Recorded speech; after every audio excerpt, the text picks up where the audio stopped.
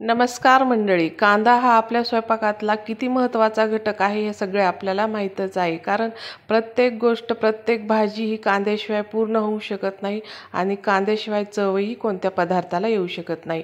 पण कधी कधी काय होतं की कांद्याचे भाव इतके वाढतात की मग तो आपण खायचा कमी करतो. असं न करता काय करायचं, कांदा जेव्हा स्वस्त होईल तेव्हा घरी घेऊन आणायचा भरपूर असा, किंवा तुमच्या शेतात असेल तर तोही कांदा भरपूर घरी साठवून ठेवायचा, वर्षभर साठवून ठेवायचा. कारण अचानक कांद्याचे भाव वाढतात.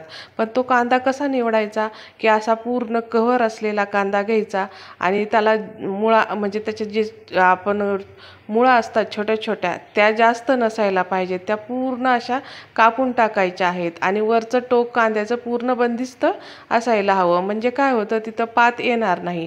आणि शक्यतो कांदा हा ऊन किंवा पाण्यापासून लांब ठेवायचा. जर थोडंसं त्याच्या मुळाला जर कांद्याच्या पाणी लागलं तर त्याला लगेच पात यायला चालू होते आणि थोडं ऊन लागलं तरी कांद्याची वाढ होते पात आली की, आणि ते कांदे खराब होतात.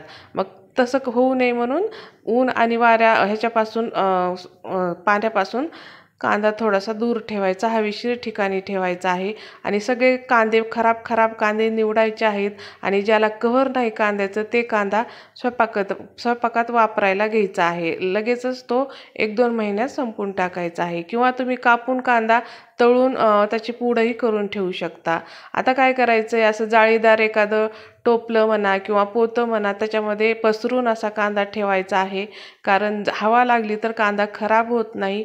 आणि शक्यतो पसरून ठेवायचा आणि 1-2 महिन्याला थोडासा वास आल्यासारखा वाटला की कांदा सगळा ओतायचा आणि खराब कांदा काढून ठेवायचा.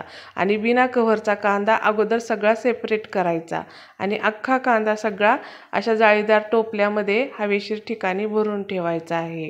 कांद्याला जेवढी हवा लागेल तेवढा तो कांदा छान राहतो आणि खराब होत नाही. घरामध्ये अशा ठिकाणी ठेवायचा की तिथं हवा लागली पाहिजे, फक्त पाणी आणि ऊन त्याच्यापासून लांब राहिलं पाहिजे. वर्षभर राहतो हा कांदा. धन्यवाद.